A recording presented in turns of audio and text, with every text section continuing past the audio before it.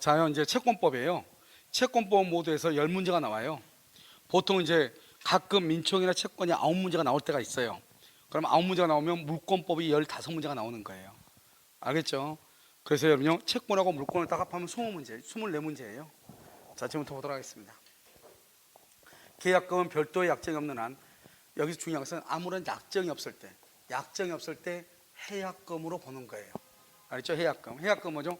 중도금을 지급하기 전까지 준 사람은 포기하고 받은 사람을 2배를 주고 계약을 해지할 수 있다. 아무 말이 없을 때. 그러니까 계약금은 언제나 해약금이다. 그러면 큰일 나. 언제나가 아니에요. 알겠죠?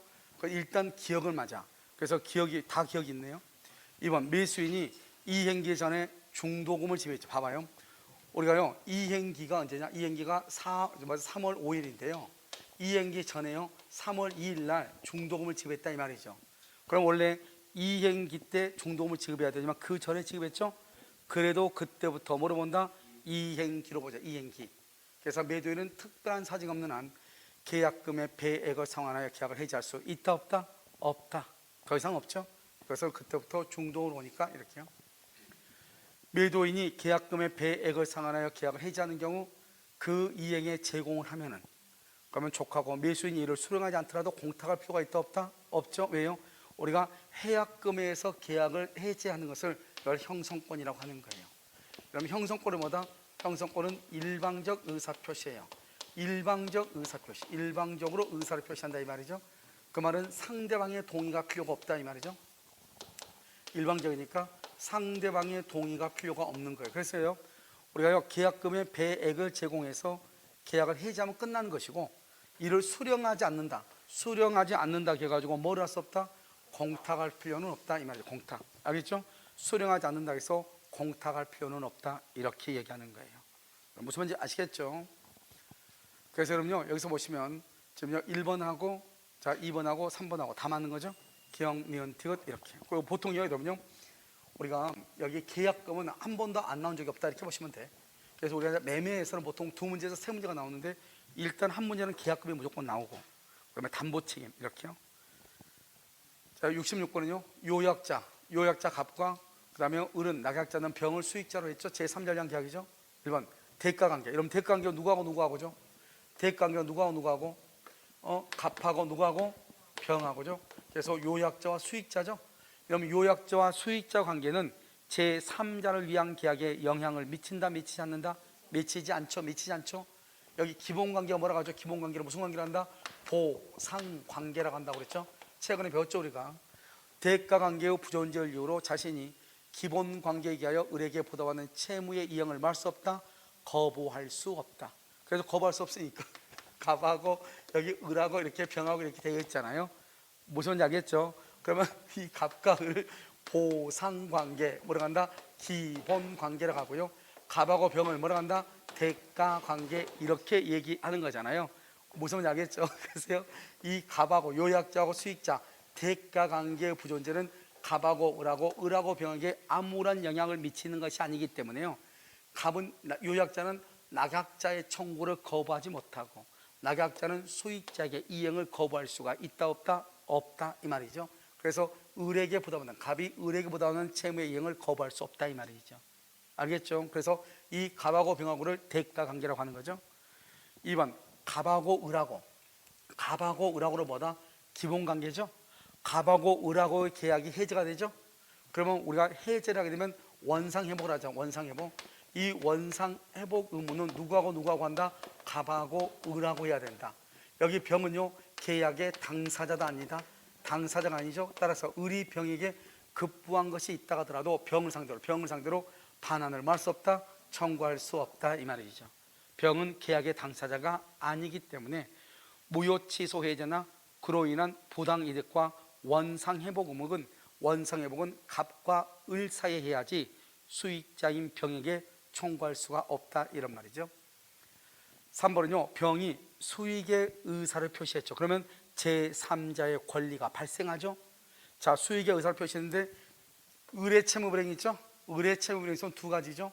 하나는 뭐다? 계약의 해제권이죠. 하나는요, 그러면 채무불이행이니까 손해배상을 청구해야 되겠죠. 그래서 계약의 해제는 누가 한다? 계약의 당사자인 각 요약자가 하는 것이고, 수익자는요 병은 손해배상을 청구하죠. 왜요? 수익의 의사를 표시했다는 말은 병에게 제3자의 권리가 발생했다 이 말이잖아요. 제3자의 권리가 발생했는데 채무불이행이니까, 알겠죠? 그래서 누가 해지한다? 갑이 계약을 해지하죠. 그럼 병은요, 병은 손해배상을 말할 수 있다, 청구할 수 있다 이런 말이에요. 4번요, 갑과 을 간의 계약이죠. 여기 봐봐, 갑하고 을하고로 뭐란다? 보상관계죠. 이 보상관계의 흠결이 뭐죠? 여기서 착오죠. 흠결은 제3자를 위한 계약에 영향을 미친다. 뭐냐? 취소하죠. 취소를 하게 되면 이 병은 아무리 선이어도 보호가 된다 안 된다? 보호되지 않는다. 왜요? 이 병은 제3자도 아니다, 제3자가 아니다. 그래서 착오로 인한 107, 108, 109, 110조에 제3자에 해당하지 않는다. 그래서 우리가 아까 통정하게 표시하면서 뭐를 했죠? 제3자에 해당하지 않는 경우 세 가지, 또다 상속인, 수익자, 계약상 지위를 이전받은 자, 세 사람은 제3자도 아니다? 아니죠. 그리고 우리가 착오를 이유로 취소하죠. 이 취소는 선의의 제3자에게 대응하지 못하죠. 그런데 그 선의의 제3자의 수익자는 포함된다 안 된다? 안 되죠. 그러니까 포함 수익자는 아무리 선이라고 할지라도 보호되지 않는 거예요. 그래서요, 갑과 을간이죠. 이 갑과 을간은 뭐라 한다? 보상관계, 또는 뭐라 한다? 기본관계라고 얘기하죠. 이 보상관계, 기본관계의 계약이 착오를 이유로 취소가 되죠. 취소는 선의의 제3자에게 대항하지 못하잖아요.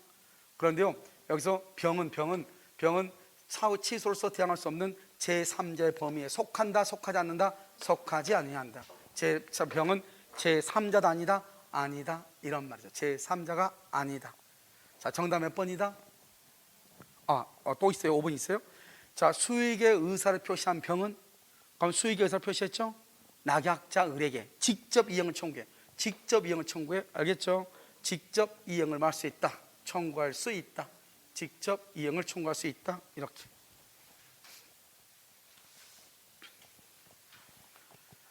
(67번) 자, 해제시 보호되는 제3자. 자, 해제시 보호되는 제3자 지금부터 설명을 먼저 해. 여러분, 제3자는 뭐냐? 여기서 제3자는 뭐냐면 우리가 이제 계약을 이렇게 체결하죠. 계약을 체결하고 그다음에 뭐죠? 여기는 해제를 하죠. 해제를 하고 여기 말소등기를 뭐라고 한다? 원상회복이다 이렇게 얘기해요. 원상회복이다, 말소등기를. 그러면 해제하기 전에는 뭘 불문하고? 선, 악을 불문하고, 해제 말소등기 누구만? 선이만. 이렇게. 자, 됐나요? 그럼 됐어요? 자, 이렇게. 자, 그 다음 두 번째, 우리가 이제 해제는 뭐냐면 이렇게 갑하고 여기 을하고 있죠. 갑하고 을하고, 을이 이것도 병하고 이렇게 있죠. 그러면 이 을한테 뭐가 됐고? 등기 됐고, 이 사람이 소유자죠. 소유권, 이것은 물권이죠. 물권이고요. 이 병도 뭐가 있어야 돼? 등기나 또는 가등기나, 그 다음에 뭐를 갖춰야 돼? 대항요건. 그래서 제3자가 되려면 을도 완전한 권리를 갖춰야 되고, 병도 대항력을 갖춰야 돼. 등기나 가등기나 대항요건을 갖춰야 돼. 그러니까 뭐는 안 된다? 여기서 미등기 된다 안 된다? 미등기 그러면 안 돼. 미등기는 안 돼. 채권 그러면 된다 안 된다? 채권은 압류, 채권은 양수, 채권 미등기, 채권 안 돼. 대항요건을 갖추지 못했다. 대항요건을 갖추지 못했다. 그러면 돼 안 돼? 안 돼. 이렇게. 그래서 그럼요, 우리가 이제 어디를 암기하냐에 따라서 달라. 우리가요, 해제에서 제3자는 너무너무 간단해. 해제에서는 뭐다? 대항력, 완전한 권리를 갖춰야 돼. 대항력. 그러니까 을은요, 등기, 병도요, 등기나 가등기나 대항요건이 있어야 돼. 그러니까 등기가 있어야 되니까 미등기가 있으면 안 되고, 물권이죠. 완전한 권리는 물권, 대항력, 채권이면 안 돼. 채권은 압류, 채권으로 가압류, 채권이면 안 돼. 대항요건이 없으면 안 돼. 여기에다가 우리가 또 뭘 하나 더 붙이냐?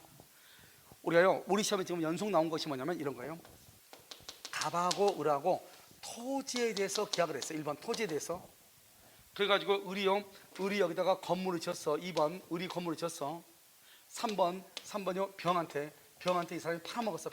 병 이건 건물의 매수지 토지의 매수이 아니죠. 그리고 난 다음에 갑하고 을하고 계약이 4번 해제가 됐어. 해제. 그랬을 때 이 병은 제3자도 아니다?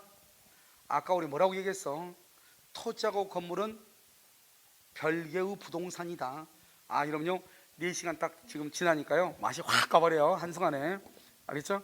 자, 그럼요, 우리는 뭐냐면 지금 토지하고 건물은 별개의 부동산이죠? 그렇잖아요. 별개의 부동산이기 때문에 토지가 해제됐지 건물이 해제된 것은 아니잖아요. 이건 제3자도 아니다? 아니다. 이렇게 얘기하는 거예요. 좀 이해되셨죠? 자, 그러면 지금부터 볼까요? 자, 이걸 가지고 이제 보는 거예요.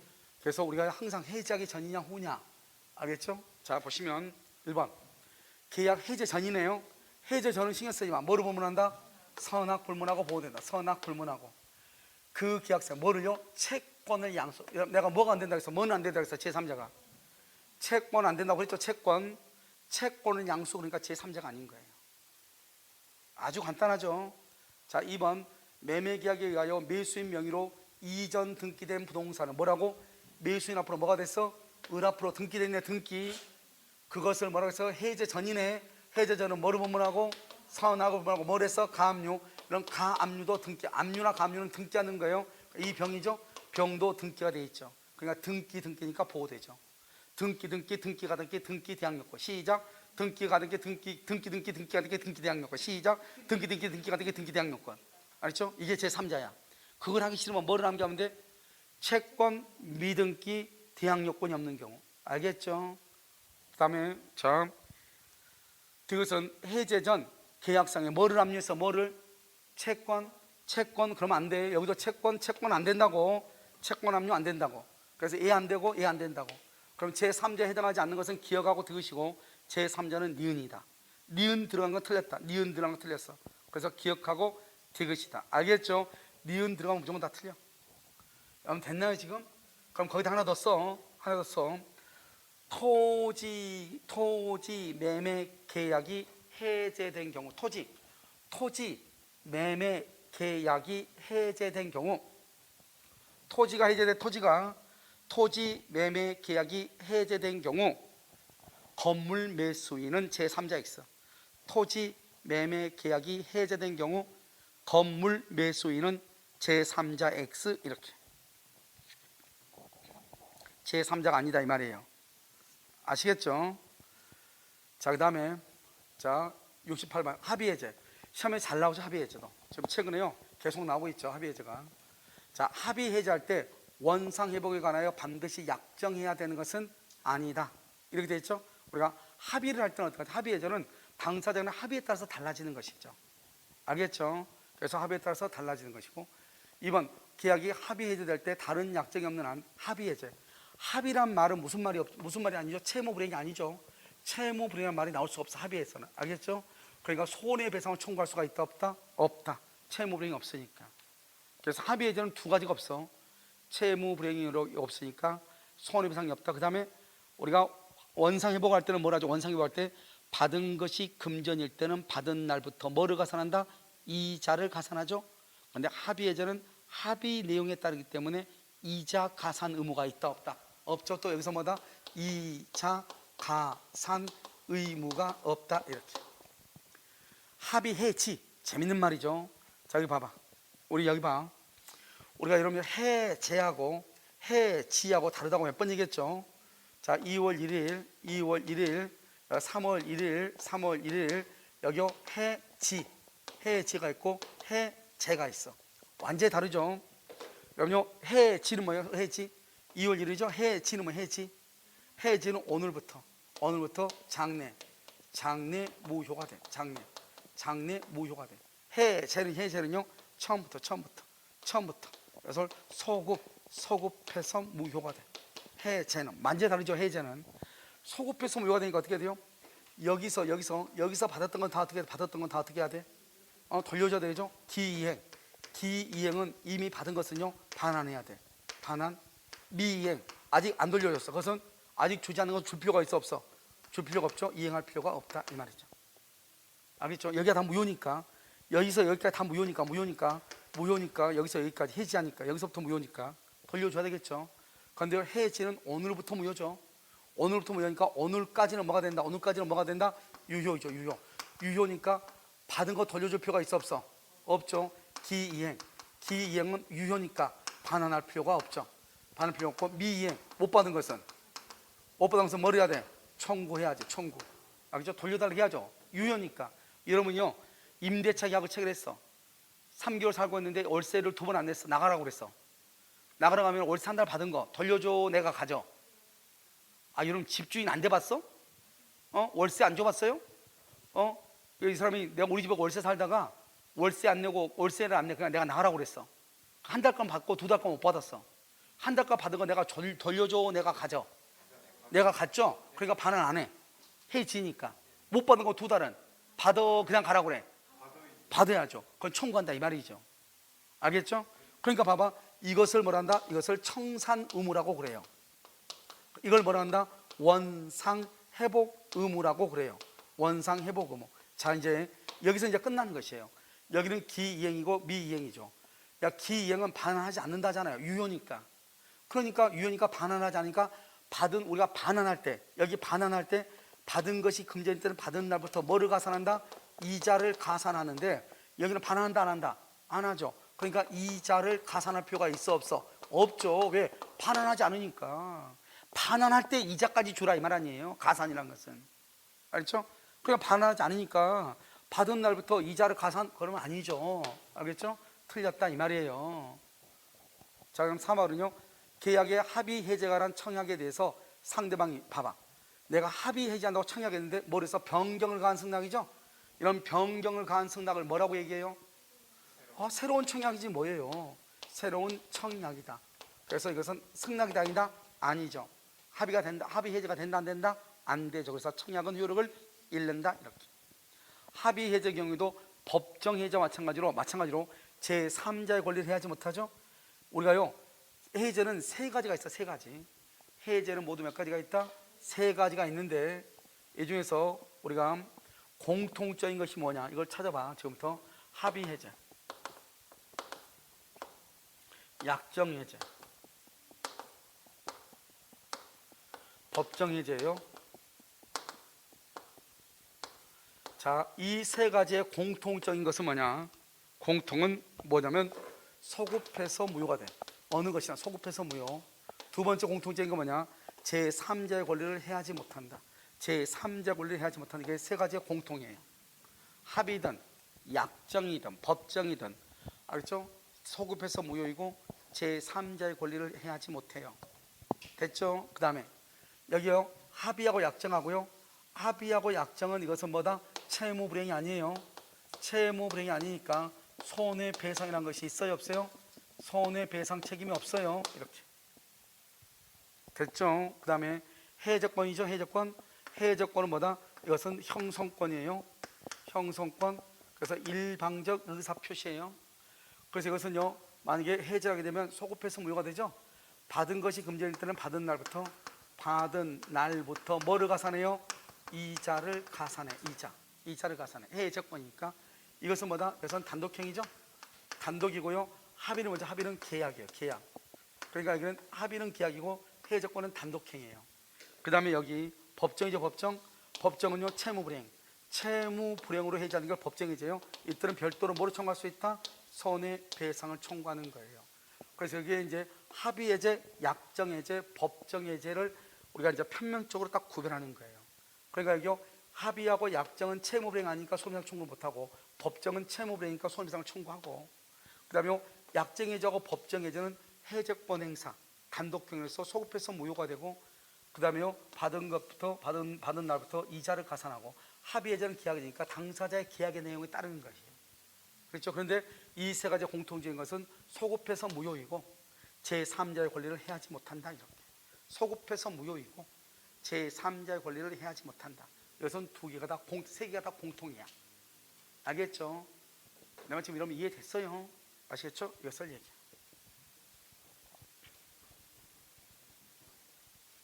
그래도 여러분요, 최근에요, 채권법은 여러분들이 공부되고 문제도 풀었고, 그러니까 좀 더 부드럽지 않나요? 자, 안락하고 69번은요, 계약이죠. 매매계약은 뭐다? 요물 틀렸죠. 요물계약은 뭐가 있어요?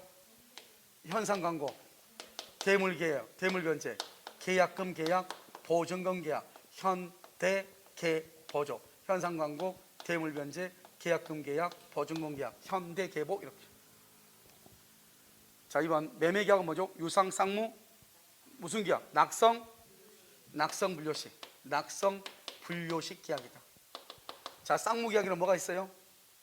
쌍무계약 동시행 항변권하고 또 위험 부담하고 쌍무계약만 있죠. 유상계약에만 있는 게 뭐가 있어? 유상계약 계약의 해제권하고 대표적인 게 해제권하고 그다음에 담보 책임하고 또 뭐가 있죠? 또요 여기서 계약금하고 이렇게요. 최소한 이렇게 매매대금하고 그래서 매매대금, 계약금, 해제권, 담보 책임 이런 것들은 유상계약에 관한 내용은 어디에 준용된다? 다른 유상계약, 교환이나 임대차에도 준용된다 이 말이죠. 자요, 매도인의 담보 책임은 무슨 책임이다? 무과실 책임. 무과실 책임이거든요. 무과실 책임이 있는 것이 기본적으로 두 가지가 더 있어. 무과실 책임 뭐가 있죠? 무과실 책임이 두 가지가 더 있어. 어디에 있어? 오래 오늘 했는데 법정 대리인이 복대리인 선임할 때 법정 대리인요 복대리인을 언제든지 선임할 수 있죠. 그래서 무과실 책임이에요. 두 번째 어디 또 무과실 책임이 있죠? 무권 대리인의 책임 무과실 책임이에요. 무과실 책임 이렇게.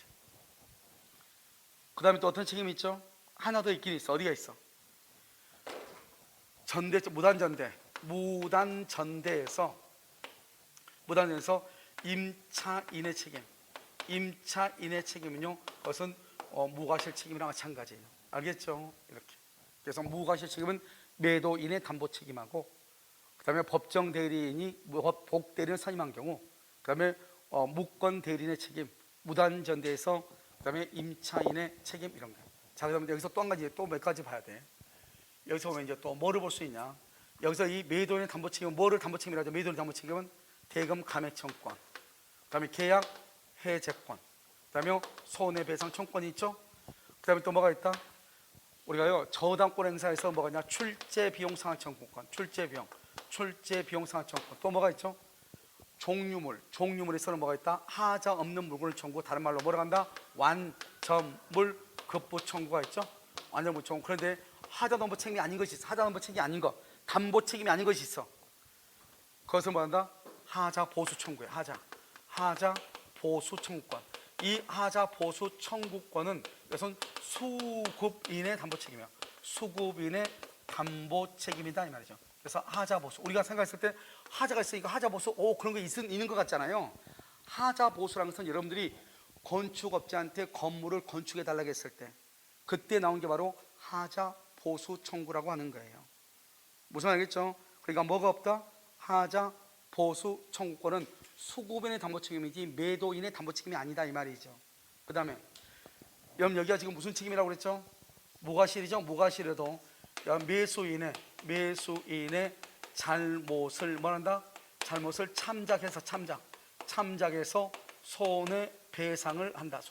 손해배상액을 정한다. 손해배상액. 매수인의 잘못을 참작해. 아무리 매도인이 무과실 책임일지라도 매수인의 잘못을 참작해서 손해배상액을 정하는 것이고, 무슨 말인지 아시겠죠? 자, 이렇게 대금감의 계약해제, 손해배상, 출제비용, 완전물 급부 청구 이렇게 하는 거예요. 자, 됐나요? 자, 4번 타인의 권리도 매매에 대해서. 우리는요 남의 물건에 대해서 매매 계약할 수 있어요 없어요? 있죠? 있다. 그래서 타인의 권리도 매매 대상이 될 수 있다. 그런데 그것을 취득해서 이전해 줄 수 없을 때 담보 책임이죠. 그럼 우리는요 전부 타인의 권리와 일부 타인의 권리에서 손해배상은 무슨 이익배상이다? 전부 타인의 권리와 일부 타인의 권리 매매에서 담보, 이때 손해배상이죠. 이때 손해배상은 무슨 이익배상이다? 여러분, 손해배상은 원래 담보 책임은 원시적하고 관계돼서 실뢰익인데 이것은 이행이익배상이라고 중요하다고 얘기했잖아요. 알겠죠? 5번 매매 계약에 관한 비용이죠. 매매 계약에 관한 비용, 이것은 쌍방이 뭐란다? 쌍방이 균분하죠. 이때 매매 계약에 관한 비용이 뭐가 있어? 매매 계약 측량비용하고 그다음에 계약서 작성 비용하고 그다음에 중개 수수료 같은 것이 쌍방이 균분이죠. 그런데 여기서요 매도인이 부담하는 거 있고 매수인이 부담하는 것이 있죠. 매수인이 부담하는 것이 뭐가 있다? 등기비용, 소유권 이전 등기비용. 알겠죠? 매도인이 부담한 건 뭐다? 저당권 말소비용. 왜요? 매도인은 하자 없는 완전한 물건을 이전을 해야 되잖아요. 그렇기 때문에 만약에 매도인의 건물에 저당권이 있으면 그 저당권을 말소를 할 사람은 누구다? 매도인이죠. 그래서 매도인이 저당권 말소 비용을 부담하는 거예요. 무슨 말인지 알겠죠? 다 됐나요? 자, 여기서 이렇게요. 한꺼번에 정리를 해야지. 그때 정리를 해놓으면 지금은 약간 벅찬데 계속요. 만약에 이걸 듣다가 잘 무슨 말인지 모르겠으면 강의를 한 번 더 듣는 것이 훨씬 더 빨라요. 혼자 무슨 내용을 보는 것보다. 아시겠죠? 이렇게. 정답 몇 번이에요?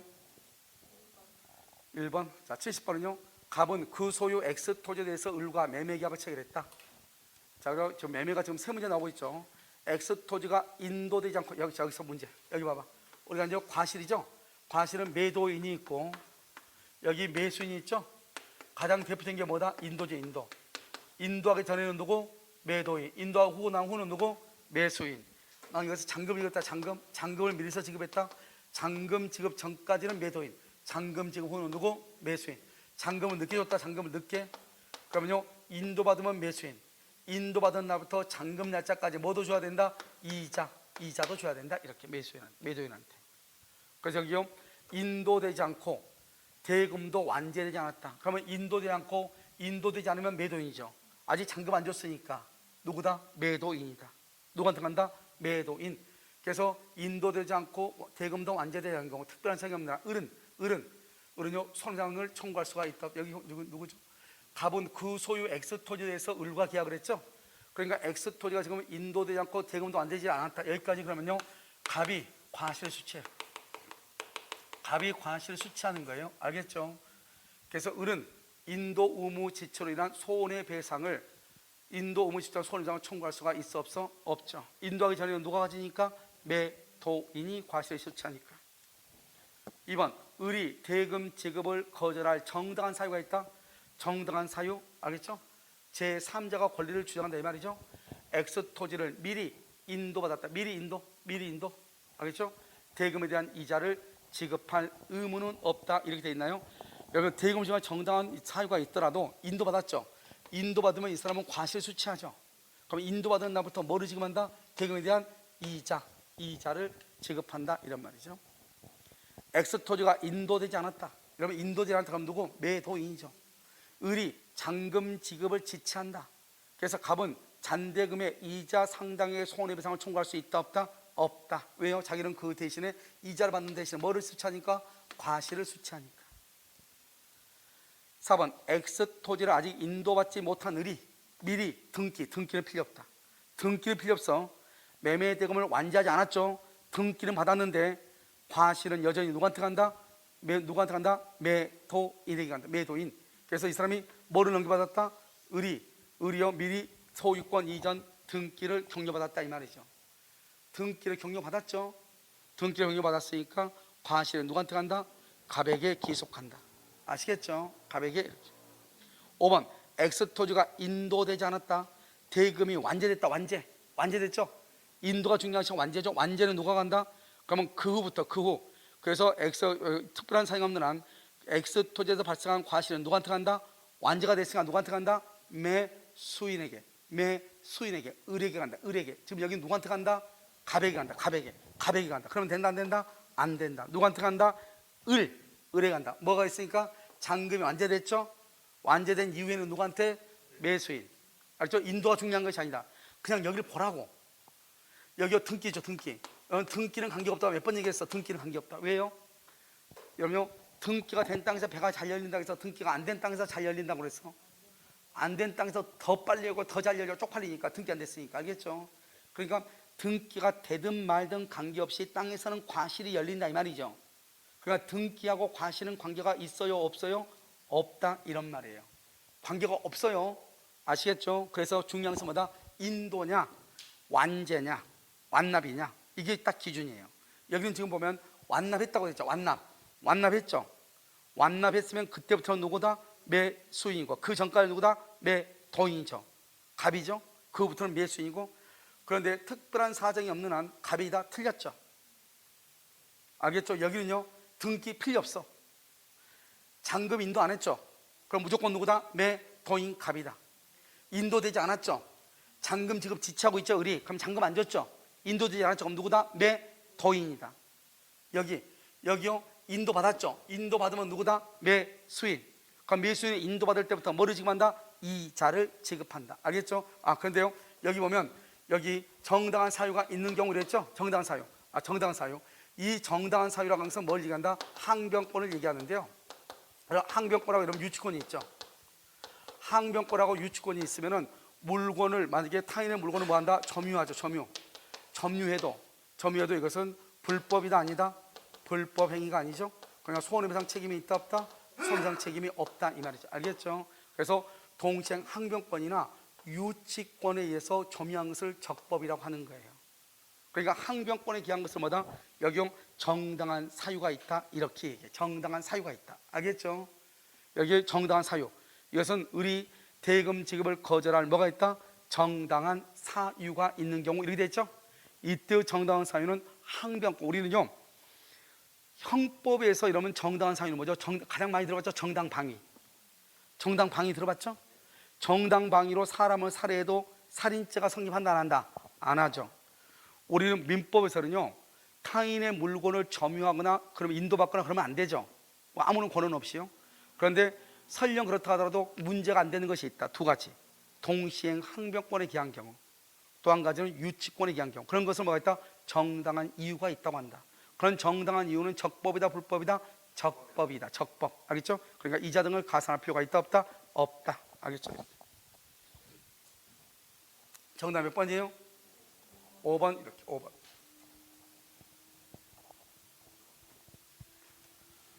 자요 위험부담이죠. 위험부담 틀린 것은 그랬죠. 자 원시적 후발적이죠. 쌍방에게 책임 없는 사유. 쌍방에게 책임이 없다 말은 무슨 말이죠? 천재지변이죠. 천재지변 다른 말로 뭐다? 제3자의 방화. 알겠죠? 위험부담의 법리가 발생하는 이걸 채무자 위험부담주의라고 해요. 편무죠. 편무는 원칙적으로 위험부담의 법리가 적용되지 않아요. 우리가 위험부담하고 동시에 항변권은 어디서 나온다? 쌍무라고 했잖아요. 위험부담하고 동시에 항변권은 어디에서 나온다? 쌍무계약에서 나온다. 쌍무계약에서. 알겠죠? 당사자 일방이 대상청권을 행사하려면 반대급부를 이행해야 돼. 반대급부. 그럼 대상청권이 뭔가 지금부터 설명을 해. 자요, 이 갑의 토지하고요. 갑의 토지를 을이요 1억 원에 샀어. 1억 원에. 2월 1일이요. 근데 이 토지가요 3월 1일 날 수용이 됐어. 수용. 자, 그럼 수용이 됐죠? 수용이 됐으면 뭐죠? 등기를 해줄 수가 있어 없어? 없죠. 이걸 이행불능이라고 그래. 수용이 됐죠? 이행불능인데 여기서 수용 보상금이 나왔다 이 말이죠. 보상금. 이 보상금을 뭐란다? 대상이라고 그래. 알겠죠? 이렇게. 자, 지금부터 보면 이 갑의 토지가 2월 1일 계약을 했는데 1억 원에 3월 1일 날 수용이 됐죠? 그러면요 을은 갑이 자기한테 등기를 해줄 수가 있어요 없어요? 이행불능이니까 등기해 줄 수 없죠. 그래서 을은 갑한테 채무불이행을 이유로 계약을 해지할 수 있어요 없어요? 해지할 수 없어요. 손해배상 청구할 수 있어요 없어요? 손해배상 청구할 수 없고. 자, 수용은요 적법행위가 적법이기 때문에 불법행위가 성립한다 안 한다? 불법이 아니죠. 그래서 별도로 손해배상을 청구를 못해. 이게 아주 두 가지가 중요해. 우리가 수용이라는 것은 국가가요 법에 의해서 가져가. 그러니까 국가가 강도는 강도인데 법의 탈을 쓰고 가져가는 거예요. 그러니까요 옛날 얘기로 하면 완전히요 늑대의 탈하고 똑같죠. 그런데요 이 국가는 자기가 늑대라는 말을 듣기 싫으니까요 법이라고 하는 가면을 쓰고 빼앗아가. 이러면 지금 왕숙지구 봐봐요. 법이라는 가면을 쓰고 지금 빼앗아간 거잖아요. 거기가. 그러고 나서 자기네들이 개발해놓고 나서 자기네들은요 이제 나중에 이제 LH 공사에서요 왕숙 신기 3도시 3기 신도시요 개발이 되죠. 땅값이 얼마나 올라가겠어요? 그럼 국가가 또 그것도 먹는 거죠 또. 그러니까 얼마나 날강도예요. 그런데 그런 강도를 마치 법이라고 하는 모자를 쓰고 가면을 쓰고 한단 말이죠. 그러니까 일단 법의 가면을 썼으니까 불법은 아니죠. 그래서 적법이라고 하는 거예요. 그래서 불법으로 손해배상 청구 못하고 이때 이행불능은 이것이 채무불이행으로 이행불능이 아니죠. 적법한 행위에서 이행불능이죠. 그래서 채무불이행이 아니니까 계약을 해지도 못하고 손해배상도 청구를 못하는 거예요. 그러면 이 을은 그러면 어떻게 한다? 여기서 이 보상금이 있잖아. 보상금이 1억 3천이 나왔다 이 말이죠. 그러면 이 을의 입장에서 이익이에요 손해예요? 이익이잖아. 이익. 을 입장에서 이익이잖아요. 그럼 우리는 어떻게 한다? 반대급부로 해. 반대급부 1억을 주고 매매대로 1억을 주고 대상 청구권 얼마나 달라간다? 1억 3천을 달라간다 이 말이죠. 알겠죠? 나 1억 줄 테니 너 1억 3천 나한테 줘. 이것을 대상 청구권이라고 그래. 무슨 말인지 알겠죠? 이것을 뭐라고 한다? 대상 청구권이다 이렇게 얘기를 하는 거예요. 그러려면 자신의 반대급부를 이행을 해야 돼. 그 다음에요, 수용이라는 것은 뭐예요? 쌍방이 잘못이 있어요 없어요? 쌍방이 잘못이 없죠. 그래서 그것을 채무자 위험 부담주의다 이렇게 얘기해요. 채무자 위험 부담주의 이렇게. 4번 당사자 쌍방의 책임 없는 사유로 이행불능이죠. 책임 없는 사유 천재지변 제3자가 방화했죠. 이런 경우 매도인 누구죠? 채무자죠. 채무자. 그럼 매수인은 잘못이 있다는 거예요 없다는 거예요? 쌍방이 잘못이 없다잖아요. 매수인 잘못이 있다 없다? 없다. 따라서 매도인은 매수인에게 대금을 청구할 수 있다 없다? 없죠. 그것을 대가의 위험이라고 그래. 지급받은 계약금을 반환해야 돼. 반환해야 돼. 물론 합의가 있으면 합의로 반환하지 않을 수도 있어. 그런데 합의가 없는 한 계약금은 반환해야 돼. 알겠죠? 왜요?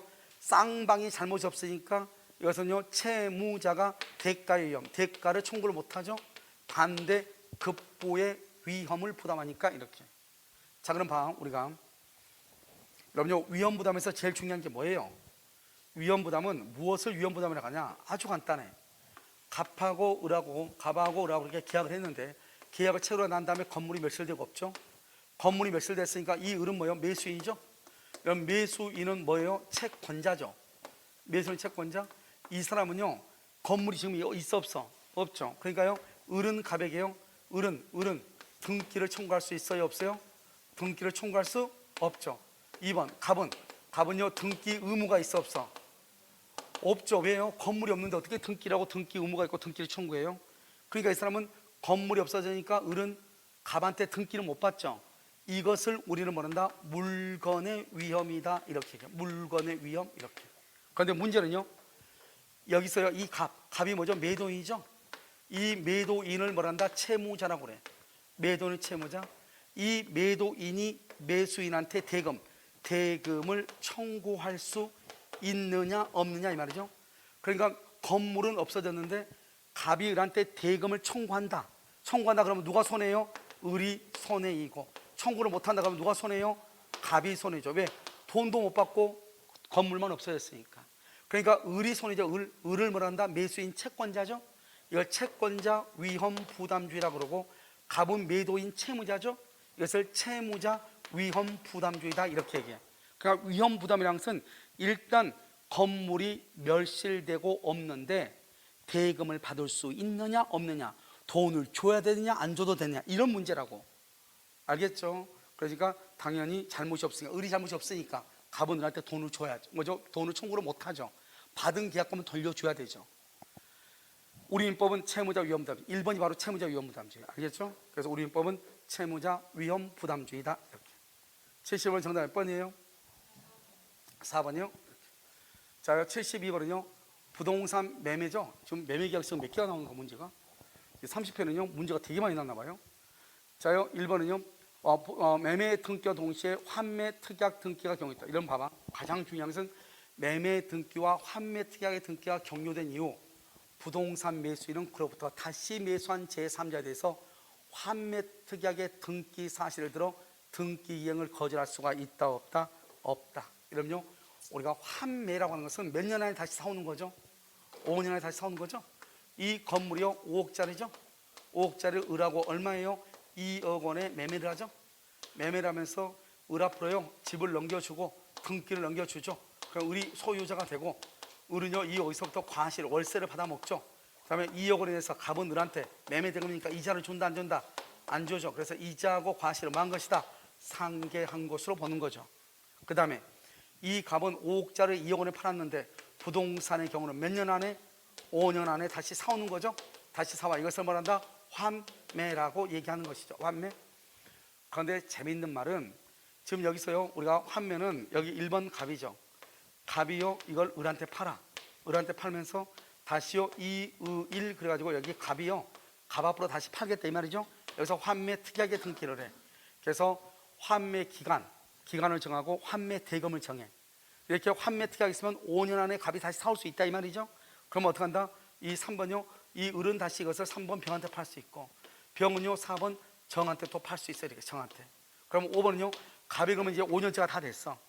5년째가 다 되면 갑은 현재 양수인한테 자기 앞으로 환매권을 행사를 해. 이 갑이 환매 특약이 돼 있죠. 갑은 을한테 하는 것이 아니고 현재 소유자한테 환매권을 행사를 해. 그러니까요, 이 을은 갑 앞으로 환매가 됐다고 해서 병 앞으로 등기를 거절하면 된다 안 된다? 안 된다. 이걸 지금 얘기해. 그래서 환매 특약의 사실대로 등기 절차의 이행을 거절할 수 있다 없다? 없다. 알겠죠? 2번 환매 기간 가장 중요해. 다시 연장 못해. 연장. 3번 매도인이 환매 기간 내 가장 중요한 환매 기간 내에 환매 의사를 표시해. 근데 이때 의사 표시에 그냥 말만 하면 안 되고 반드시 환매 대금을 제공해야 돼. 알겠죠? 그래서 환매 의사를 표시하면 그 환매에 의한 권리 취득에 등기를 하지 않아도 틀렸어. 왜요? 이 사람 여기 내가 지금 뭐라고 한다고 했어요? 환매권 행사하면 자기 앞으로 뭐를 해야 돼? 등기를 해야 돼. 등기. 왜? 이 사람은 지금 봐봐. 갑은 을한테 팔아먹었죠. 갑은 을한테 팔아먹었으니까 이 을이 지금 소유자죠. 을이 병한테 하면 병이 소유자고 병이 정한테 하면 정이 소유자. 현재 이 을은 갑은 현재 소유자가 아니라고. 그러니까 우리가 환매가 채권법에 있는 거예요. 소유자가 아니니까. 알겠죠? 그러니까 이 사람은 등기를 해야 소유자가 돼. 그럼 지금 여기는 뭐라 했죠? 권리 취득의 등기, 환매권 등기를 했어 안 했어? 안 했죠. 환매권 행사에서 등기를 안 했죠. 자기 앞으로. 그럼 소유자가 아닌 거예요. 그러니까 부동산을 감유 집행한 자에 대해서 권리 취득을 주장하지 못한다는 말은 무슨 말이냐? 주장하지 못한다요. 못한다는 것은 대항하지 못한다 이런 말이에요. 환매 기간에 관한 별도의 약정이 없으면 여기 봐봐. 여기 왜 5년이죠? 3년이 아니고? 왜 갑자기 환매 기간 약정이 없는데 5년이에요? 저기를 봐요. 저기를 부동산으로 돼 있잖아요. 그러니까 5년이죠. 알겠죠? 부동산이니까 5년인 거예요. 동산이어서 3년이죠. 환매 특약은 언제 해야 돼요? 매매계약과 동시에. 그래서 매매계약 후 그러면 큰일 나. 후 그러면 틀려. 매매계약 후 그러면 안 돼. 매매계약과 동시에. 매매계약과 동시에 하는 거. 동시에 이렇게. 아시겠죠? 환매 특약은 매매계약과 동시에 이렇게 해야 돼. 정답 몇 번이에요? 3번. 자, 73번. 건물 전세권하고 건물 임차권. 재밌는 말이죠. 두 사람한테 다 인정되는 거. 알겠죠? 유익비는 다 인정돼. 필요비는 둘 다 인정돼 안 돼? 하나는 되고 하나는 안 돼. 유익비는 다 돼. 부속물 매수 청구 둘 다 있어. 전세금 또는 차임 증감 청구 다 있어. 알겠죠? 그래서 다 있는 거 뭐냐? 유익비, 부속물 셋, 경리는 등은 다 있어. 뭐는 없다? 필요비 상환청구 없어. 필요비 상환청구 없어. 거기는 전세권은 없어. 전세권. 필요비는 전세권은 없어. 알겠죠? 자요. 이제 마지막으로 74번. 임차인 갑이 임대인에게 지상물 매수죠. 지상물. 자, 지상물 매수 청구권이라고 되어 있죠. 그럼요, 지상물 매수 청구를 행사하면 어떻게 해야 돼요? 여기 봐봐. 여기 갑이라는 사람의 토지 위에 을이 임차인이죠. 임차인이 여기다 이렇게 건물을 지어. 건물을. 그래서 건물에다 등기를 해야 돼. 등기하게 되면 이 건물에 대한 등기를 임대차 등기로 본다 이렇게 얘기했죠. 그래서 건물을 짓고 등기하면 이 등기를 임대차 등기로 봐. 그러면 임대차 등기로 뭐가 있다? 대항력이 있다. 그 다음에 전속기한은 뭐가 되고? 만료가 돼요. 만료. 그 다음에 채무 불이행이 있어야 돼? 없어야 돼? 없어야 돼. 이게 중요해. 그럼 먼저 임차인이 뭐를 한다? 갱신을 청구를 해. 갱신을 청구했는데 갱신 안 해주죠? 그때 뭘 한다? 지상물 매수를 청구를 해. 그런데 만약에 여기요, 임대인이 해지 통고를 해. 그러면 갱신 안 해준단 말이죠. 그럼 바로 지상물 매수를 할 수 있다. 청구할 수 있다. 그러면 지상물 매수는 누가 청구한다? 이 임차인은 언제 임차인이다? 언제 임차인이요? 임대차 기간이 만료될 당시 지상물의 소유자인 임차인. 임대차 만료 당시 지상물 소유자. 지상물 소유자인 누가? 임차인이 이때의 지상물은 미등기여도 관계가 없다. 무허가여도 관계가 없다. 그런데 문제는 다른 사람 토지 위에 걸쳐서 있다. 다른 사람 토지 위에 걸쳐서 있다. 그런 경우는 전부의 매수는 청구할 수 있다 없다? 없다. 자, 볼까요? 갑의 매수 청구가 유효하려면 을의 승낙을 요한다. 을의 승낙을 요한다? 그렇지 않죠. 봐봐. 청구권 앞에 무슨 말이 있어? 매수가 있으면 뭐다? 형성권이죠. 형성권은 뭐다? 일방적 의사표시죠. 일방적이란 말이 뭐다? 임대의 을에 뭐가 필요가 없다? 동의가 필요가 없다, 이런 말이죠. 그래서 을의 승낙을 요한다. 1번 틀렸어. 2번 건축허가, 여기만큼 말했죠. 우리가 무허가 건물도 매수 청구할 수 있다 없다? 있다. 자, 허가를 받은 건물이 아니다. 허가를 받은 건물이 아니다. 무허가죠. 자, 무허가 건물이 적용되는 거 세 가지. 뭐가 있어? 법정 지상권이 성립해. 법정 지상권. 그 다음에 또 뭐가 있어? 주택 임대차 보호법. 주택 임대차 보호법이 적용이 되고, 그 다음에 지상물 매수 청구. 지상물 매수 청구할 때 지상물에 해당하고 주택에 해당하고, 법정 지상권 할 때 지상권을 취득할 수 있고. 알겠죠? 그래서 미등기 무허가 건물이 적용되는 것 이렇게. 3번 갑소유 건물이, 여기 잘못됐나 봐요. 여기가 을이고요, 여기가요 갑인가 봐요. 알겠죠? 여기가 이렇게 갑. 무슨 알겠죠? 갑. 이렇게요. 자, 갑소유 건물이 을이 임대한 토지, 여기 나왔네. 제3자 토지 위에 걸쳐 상세하게 나오죠? 그러면 전부를 매수 청구한다. 구분 소유에 한해서. 전체 틀렸어. 전체 틀렸어. 어떻게 한다? 구분 소유에 한해서. 구분 소유 부분에 한하여 청구할 수 있다. 전체는 절대로 안 돼. 4번 임대차가 갑의 채무불이행 그러면 두 가지가 안 돼. 뭐가 안 된다? 지상물 매수 청구 안 돼. 또 부속물 매수 청구 안 돼. 두 가지가 안 돼. 그래서 매수 청구할 수 없다, 이렇게. 5번 갑은 어떻게 봐봐요? 일단 이러면 임차인이 갑이잖아요. 갑이 지상물 매수 청구하려면 지금 임대인이 해지 통고했단 말이 지금 있어 없어? 있냐고 없냐고 문제 지문에 없죠. 없으면 원래는 어떻게 한다? 갱신을 청구하고, 갱신해 주지 않으면 지상물 매수를 청구해. 그래서 지금 여기 보면 앞서 갱신을 청구할 필요가 있어 없어? 있다 그래야지. 있다. 없다 그러면 안 되지. 있다 그래야지. 알았죠? 갱신을 청구할 필요가 있다 이래야지. 자, 정답 몇 번이다? 4번이다 이렇게. 아무것도 아니죠. 아주 간단하게 나왔다. 자, 여기까지가 그러면 74번까지죠. 여기까지가요, 여기가 채권법에 관한 것이에요. 채권법. 아시겠죠? 여기까지 10문제인데요 우리가 최근에 채권법을 연속 3번이나 연속 봐가지고요, 여러분들이 조금요, 또 하나 있네. 75번까지 하나가 더 있어요. 부속물 매수요.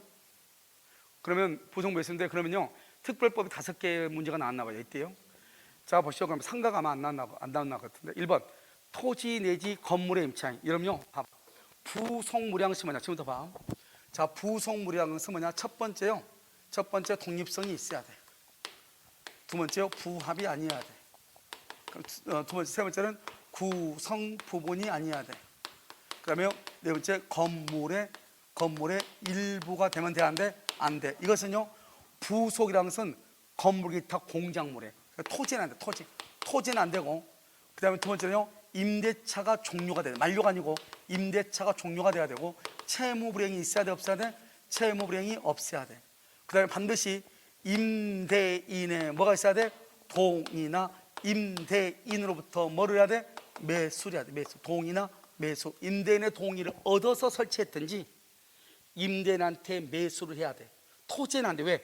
부속이라는 것은 공작물에 부속하는 거예요. 공작물. 알겠죠? 그래서 여기는 뭐가 틀렸어? 토지가 틀렸어.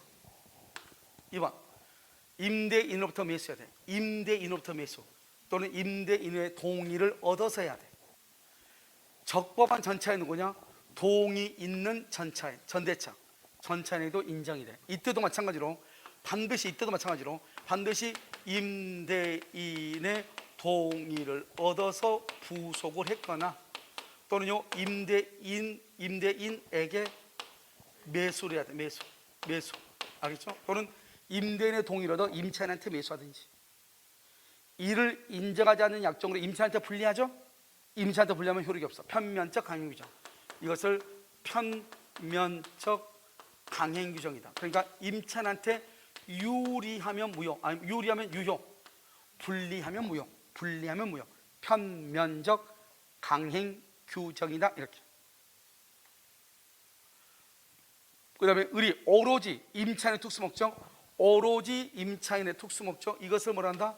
이것을요 사진관 영업시설.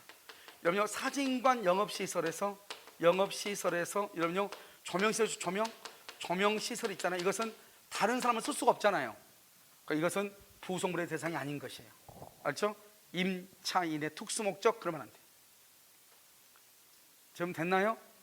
그래서 정답 몇 번이다? 1번. 1번이 정답이다. 뭐 생뚱맞죠? 1번이 정답이라고 하니까. 알겠죠? 근데 1번이 정답이다. 그래서 이제 부속물에 관한 것은 너무너무 간단히 나는데 원래는 이 부속물이 비용하고 말을 섞어서 애매하게 이렇게 내는데요. 이것은 아주 정직하게 문제를 냈죠. 아시겠죠? 자, 여기까지가 있고요. 이제 5문제는 아마 여기서 5문제는요. 지금 임대차에 관한 거죠. 그래서 거주한다 이렇게 돼 있으니까 이건 주택임대차 보호법이죠. 그래서 잠깐 쉬었다가요 하도록 하겠습니다. 알겠죠?